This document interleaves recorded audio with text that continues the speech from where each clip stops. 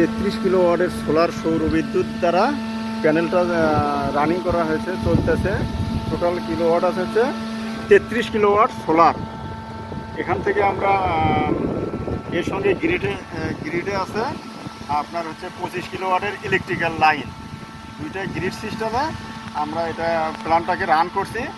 Run করার পরে আমরা হচ্ছে এই নদীর এখান থেকে এই প্যানেল থেকে ইনটেক পাম্প দ্বারা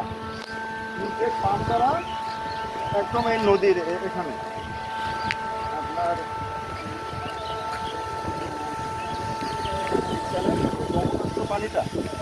লবণাক্ত পানিটা আমরা এখান থেকে এই ইনটেক পাম্পের দ্বারা একদম সোজা আমরা নিয়ে নিছি প্ল্যান্টের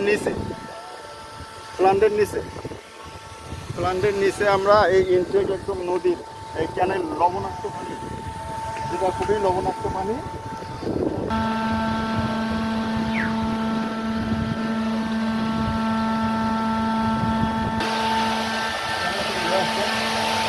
ইনটেক পাম্প দ্বারা নদীর ক্যানেল থেকে পানিটা আমরা এখানে নিচে 16 মিটার দ্বারা এখানে পানিটা রিজার্ভ হওয়ার পরে পানিটা এই মালকে ওই পাশে বসে যেখানে আমরা ব্লোয়ার দ্বারা এসে এখানে হচ্ছে ভ্যাকুয়াম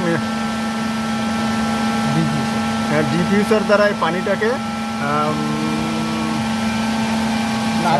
সার্কুলেশন করা হচ্ছে। সার্কুলেশন করার পরে ওখান থেকে আবার